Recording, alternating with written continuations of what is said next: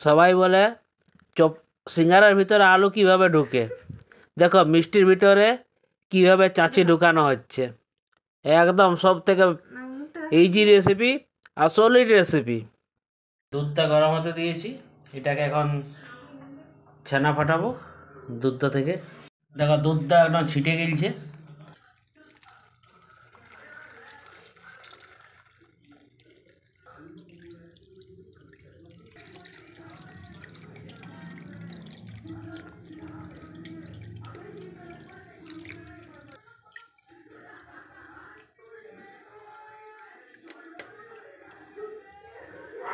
ছানাটাকে ধুয়ে নিলি, পুরো জলটা একদম ভালো করে নিগড়ে দিলি না, ছানার মধ্যে কোনো যেমন জল না থাকে। দেখো ছানাটা এখন ছিটা হয়ে গেছে, ঠিক আছে। এবার ছানাটাকে ইসে নিয়ে নিলি থালার মধ্যে। দেখো ছানাটাকে এখন পিষতে হবে।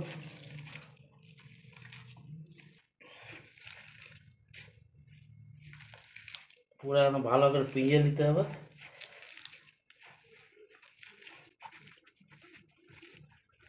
একটু ময়দা দেব,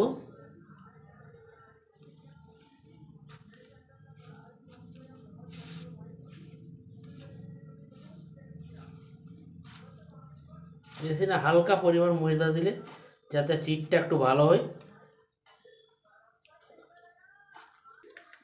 এর সঙ্গে কিছুটা পাউডার দুধ, যে কোনো একটা পাউডার দুধ যদি তোমার ঘরে যেটা থাকবে ওই পাউডার দুধটা একটু মিক্স করে দেবে। মিক্স করে নিয়ে এটা ভালো করে ভিজতে হবে। দেখো কি সুন্দর একদম রেডি হয়ে গেছে, ঠিক আছে। দেখো ছোটো ছোটো কি সুন্দর জোক আসছে, হয়ে গেছে। এবার এটার ভিতরে দেখো চাচি আছে, এই চাচিটা এখন দিব আর ভালো করে একদম গোলটা বানাই দেবো। দেখো কি সুন্দর গোল গোল করে দিলি। এবার এটা চিনির হিসেবে ফোটাবো। দেখো কেউ সাইজ গ্রাম দেখতে যাবে না, কেননা কোনোটা কাঁচের গুটি হয়েছে, কোনোটা সিমেন্টের গুটি হয়ে গেছে, ঠিক আছে। এরকম সাইজ হয়ে গেছে। দেখো এক সাইজ তো আর করতে পারি নাই, ওরকম সাইজ হয়ে গেছে। দেখো বন্ধুরা, কড়াইয়ে চিনি দিয়ে দিলি মিষ্টির রস বানাবার জন্যে, তার সাথে জলও দিয়ে দিলি। এটা এবার চিনিটাকে ভালো করে গুলতে করতে থাকবো, মানে যাতে এইটা জলটার সঙ্গে চিনিটা একদম মিশে যায়।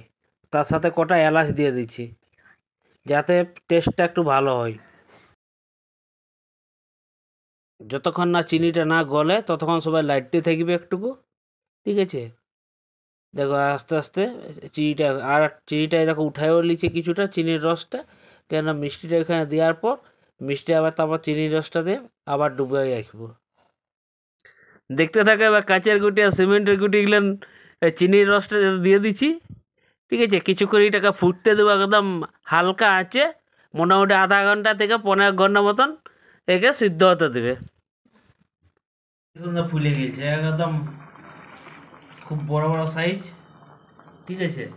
এবার এটাকে এখানে উপরে রাখা যেটা এটা ছিল ওইখানে দিয়ে দিছি মিষ্টির রসটাতে তুলে দিলে দিয়ে দিলে এইটাতে।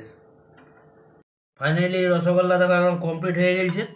আর রসগোল্লার সাইজগুলো দেখো একদম সলিড ফুলে নিয়ে, দেখছো কি সুন্দর বড় বড় একদম রসগোল্লা হয়ে গেছে, ঠিক আছে। এত সুন্দর বাবা হবে না হোম কিচেন, এটা নতুন একদম রেসিপি, সব থেকে বেস্ট রেসিপি। আর সলিড হয়েছে, সলিড। সবাই একবার ঘরে ট্রাই করে দেখবে, আর সবাই একটু কমেন্ট করে জানাবে কীরকম হয়েছে রসগোল্লাটা, ঠিক আছে।